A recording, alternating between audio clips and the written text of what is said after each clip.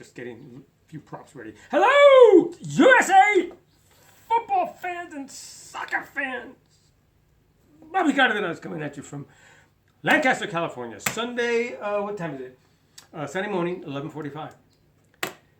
I'm a little sore this morning because I refed in our opening day of the AFL yesterday. And I hadn't refed since last, September maybe? August?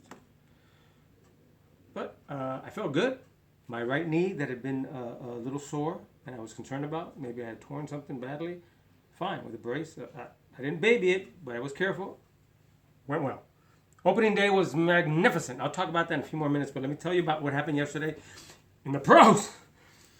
Okay, in La Liga, Real Madrid had to go to Real Sociedad without Benzema or Ronaldo. They're still coming off of some injuries, and they're being saved for next week for the second leg of the Champions League versus Man City at the Bernabeu.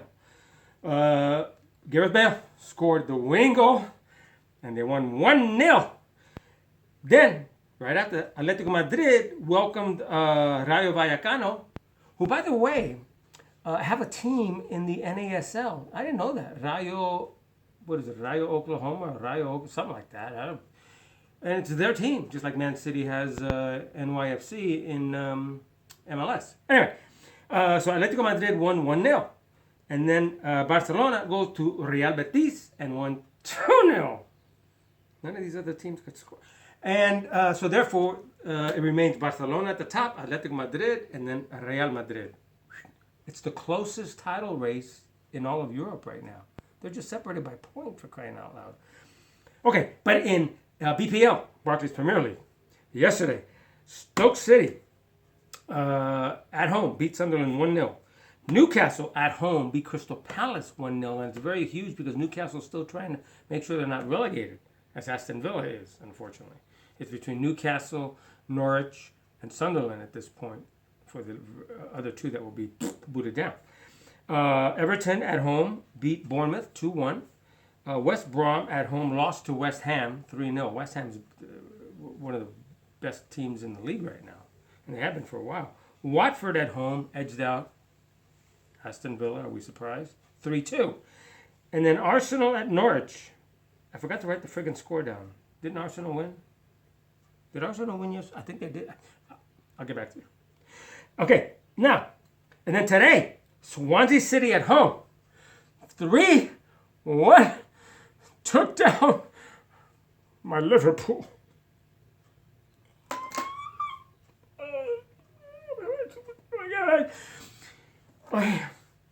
And Man United, Leicester.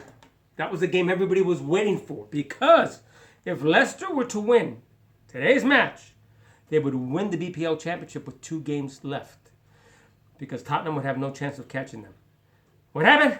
They drew 1-1. That means that Tottenham tomorrow, who welcomes Chelsea, and Chelsea's still fighting for some pride this season, right? If Tottenham were to lose or even draw tomorrow, Leicester wins the title, sitting at home watching the freaking game with their beers and their popcorn and their hot dog, whatever they have. And then, right now, I'm watching Man City at Southampton. Southampton, right? Southampton, who's also been a very good team this season, and they're losing 3-1 right now. Man City is still fighting to make sure they're in the top 4 for Champions League next season, along with Man United. I mean, BPL is also a tight race for just those spots for Champions League. Forget the title, because it's going to be either Leicester or Tottenham. Nobody else has a chance. Okay, so yesterday was our opening day, as I said, with AFL. Look at these match reports. See, these are the match reports we have at all the games with all the teams, and we write down the scores. We check in who plays, if there are any cautions. There was only one game that had any cautions. Juventus against the defending champions, AV Cosmos. The first friggin' game, and you have not only cautions, but one of them loses his friggin' mind and decides to descend twice. I think one of them, and gets a red card. So boom, he's got to miss next week's game, and he gets fined. That's how we are in the AFL. We're organized. Look, if you're going to do something foolish like that and you get yourself suspended, Because of a red card, you pay a fine. And depending on what that red card is for, the fines go up. They start at a minimum of $15, and you miss that game, and you have to pay the $15 before you come back for the next game, and they can go up to $100. But at the $100, it's basically you're out because you've done something so egregious, we don't want you anymore. And that's happened to a few players in the past because I don't take that crap. Believe me, I run a great league. We have a good time, we have fun, but it's organized. All the players will tell you that, and I'm fair with everybody. All right? And I'm a damn good ref too. Okay, so that's it. I'll come back later, maybe today, and talk about some more games from today, especially the Galaxy plays tonight against Sporting Kansas City at 5 p.m. on Fox Sports 1. And the Portland Timbers take on Toronto on ESPN. 12:30 today. I'm recording that in a little while. And then I got to watch Formula One and some other, a lot of stuff. And then tonight, Peter friggin' Dinklage again. Game of Thrones. So say no to racism. Always say no to racism and say yes to the... I need this stuff to help me with my sore muscles from yesterday. No, I'm fine now. Go USA! Always. And AFL. We're so happy to have started up again.